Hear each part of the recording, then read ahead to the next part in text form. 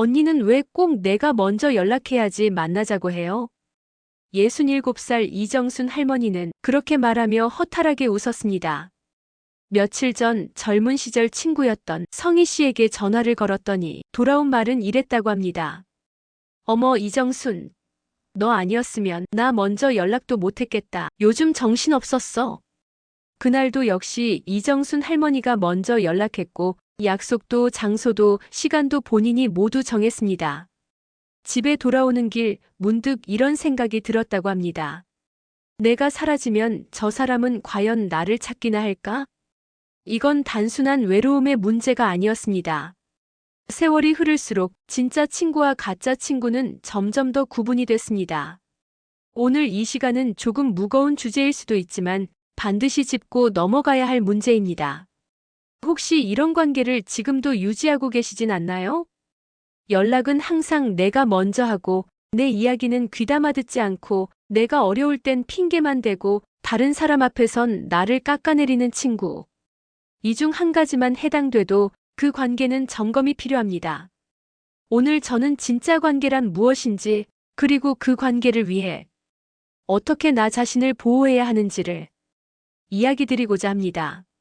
하나 먼저 연락하지 않는 사람들. 관계의 방향을 확인하는 첫 번째 신호. 우리가 관계에 서운함을 느끼는 순간은 대부분 한쪽만 애쓰는 느낌 때문입니다. 70살 김연자 할머니는 늘 연락을 기다리는 쪽이었습니다. 젊은 시절 함께 시장을 누비고 아이들 돌보던 그 친구는 어느 순간부터 연락 끊긴 사람이 되어 있었습니다. 내가 전화 안 하면 1년이고 2년이고 소식이 없더라고요. 그런데 내가 전화하면 꼭 반가운 척은 해요. 하지만 그 반가움도 잠깐, 대화는 주로 김할머니 쪽에서 흘러나오고 친구는 듣는 둥 마는 둥. 이런 관계가 계속될 수 있을까요? 진짜 친구라면요, 이유 없이도 문득 보고 싶어 연락합니다. 요즘 잘 지내지? 그 한마디를 하기 위해 꼭 큰 이유가 필요한 건 아니니까요. 어르신들 중에도 이런 관계에 오래 머물러 계신 분들이 많습니다. 그래도 예정이 있으니까 하며 관계를 끌고 가시죠. 하지만 여러분, 예정만으로 관계는 유지되지 않습니다. 나를 찾아주지 않는 사람은 나를 그만큼 소중히 여기지 않는다는 뜻일 수도 있습니다. 내가 연락 안 하면 끝나는 관계라면 그건 진짜 친구가 아닙니다. 그리고 그 자리를 비워야 여러분을 진심으로 아끼는 사람이 들어올 수 있습니다. 둘, 내 이야기에 진심으로 반응하지 않는 사람들. 감정의 뿌리가 닿지 않는 관계. 74살 박노식 할아버지는 얼마 전 손녀가 의대를 합격했다는 소식을 들고 가장 친한 친구에게 자랑을 했다고 합니다. 그런데 말이야, 대답이 그거였어. 요즘 애들은 다 잘하지 뭐 딱 한마디. 그 순간 박 할아버지는 심장이 쓱 식는 걸 느꼈다고 했습니다. 칭찬 한마디를 바란 것도 아니었습니다. 그저 자신의 기쁨을 함께 나누고 싶었던 마음뿐이었죠. 이런 일이 처음이 아니었습니다. 부고를 전해도 무덤덤했고 가족 일로 힘들다고 해도 다 그렇게 사는 거지라는 반응뿐. 진짜 친구는요, 내 감정을 함께 느끼려 애쓰는 사람입니다. 기쁜 일이 생기면 먼저 웃어주고 먼저 물어봐줍니다. 슬픈 일이 닥치면 손 한번 잡아주며 그래도 잘 버티셨어요 한마디 건넵니다. 관계란 감정이 오갈 수 있을 때 의미가 있는 법입니다. 그 사람 앞에선 내 감정을 말하고 싶지 않아요. 이 말은 관계가 이미 닫혀 있다는 신호입니다. 말을 꺼낼 수 없는 친구라면 그건 친구가 아니라 청중일 뿐입니다. 셋, 내가 어려울 때 모른 척하는 사람들. 마음 없는 도움은 결국 빈손. 한 달 전 66세 박선희 할머니는 갑작스레 무릎을 다쳐 수술을 받았습니다. 그 소식을 듣고 연락해온 사람은 단 한 명. 같은 아파트에 사는 이웃분이었습니다. 20년 지기 친구는 이렇게 말했습니다. 어머, 그랬구나. 요즘 일이 너무 많아서 미안해.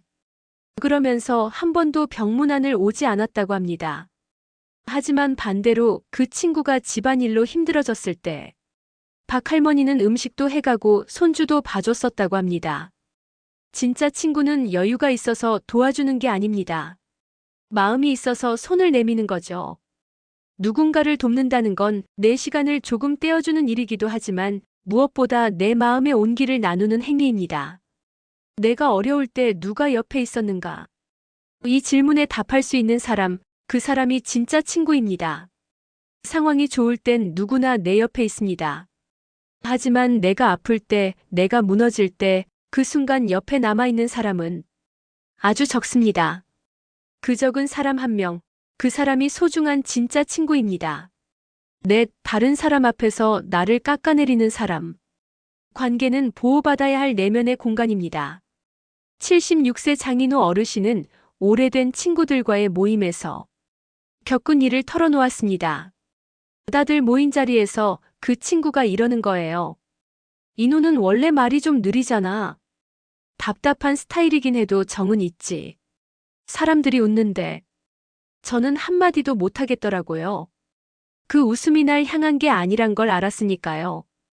같이 있을 때는 편하게 농담도 주고받던 사이라 괜찮다고 생각했습니다. 하지만 다른 사람 앞에서 자신을 가볍게 다룬 그 장면이 오래도록 가슴을 후벼 팠다고 합니다. 친구란 내 약점을 가리거나 감싸주진 못해도 그것을 가볍게 다루지 않아야 하는 사람입니다. 타인의 눈앞에서 나를 우스꽝스럽게 만들고 내 말투, 내 성격, 내 과거를 농담의 재료로 삼는 사람은 친구라는 이름 뒤에 감춰진 관찰자일 뿐입니다. 진짜 친구라면 다른 사람 앞에서 오히려 나를 높여줍니다. 얘가 평소에 얼마나 정이 많은데. 걔가 보기엔 무뚝뚝해도 은근히 따뜻한 사람이야. 이런 말들이 바로 진심입니다. 그런 말 한마디에 우리는 보호받고 있다는 안도감을 느끼죠. 5. 관계를 정리하는 용기. 멀어지는 것이 꼭 나쁜 건 아닙니다. 이 관계를 끊어도 될까요? 80살 김명자 할머니는 눈물을 보이며 그렇게 물었습니다. 40년 지기 친구와의 관계에서 지쳐버렸다고 했습니다. 좋을 때는 잘해요. 근데 제가 아플 때는 전화도 없고 제 얘기엔 늘 관심 없고 그런데 또 만나면 괜히 웃게 되고 또 다음 약속을 잡게 되고 관계가 무섭게 느껴질 때는 끊는 것이 아니라 내가 내 마음을 너무 오래 외면했다는 뜻이기도 합니다. 우리는 때때로 친구라는 이름에 끌려 감정적 착취를 계속 허용합니다. 서운하지만 그래도 이 나이에 친구 하나 없어지는 게 싫어서. 하지만 여러분, 한 사람을 내려놓아야 내 마음에도 자리가 생깁니다. 진짜 내 편이 들어올 수 있는 공간을 비워두세요. 그리고 먼저 스스로에게 물어보세요. 그 사람 앞에서 나는 솔직한가? 내 감정을 말할 수 있는가? 내가 힘들 때 그 사람은 내 곁에 있었는가? 3가지 모두의 아니오라고 답했다면 그건 관계가 아닌 감정의 짐일지도 모릅니다. 관계를 정리하는 건 나쁜 일이 아닙니다. 용기 있는 선택입니다. 친구는 함께 웃는 사람만이 아닙니다. 함께 울 수 있는 사람입니다. 내가 없으면 서운해하고 내 기쁨엔 진심으로 박수쳐주고 내 슬픔엔 가만히 손을 잡아주는 사람. 그런 사람은 수십 명 중에 한두 명이면 충분합니다. 그 한두 명의 진심이 여러분의 삶을 지탱해주는 든든한 기둥이 되어줄 겁니다. 지금까지 말씀드린 가짜 친구의 4가지 특징, 다시 한번 정리해드릴게요. 1. 먼저 연락하지 않는다. 2. 내 이야기에 진심으로 반응하지 않는다. 3. 내가 어려울 때 모른 척한다. 4. 다른 사람 앞에서 나를 깎아내린다. 여러분, 이 4가지 중 2가지 이상 해당되는 관계는 관계의 재정비가 필요하다는 신호입니다. 그리고 그 재정비는 고립이 아니라 회복의 시작입니다. 이제는 여러분이 주도적으로 관계를 선택하세요. 나를 진심으로 아껴주는 사람과는 더 자주 만나고 나를 지치게 하는 관계와는 거리를 두고 무엇보다 나 자신을 아껴주며 살아가시길 바랍니다. 오늘 이 영상이 여러분의 마음에 작은 울림이 되었길 바랍니다. 좋아요와 구독 그리고 주변 분들과의 공유를 통해 이 중요한 이야기를 더 많은 어르신들에게 전해주세요. 다음에도 여러분의 삶을 바꾸는 따뜻한 메시지로 찾아오겠습니다. 감사합니다.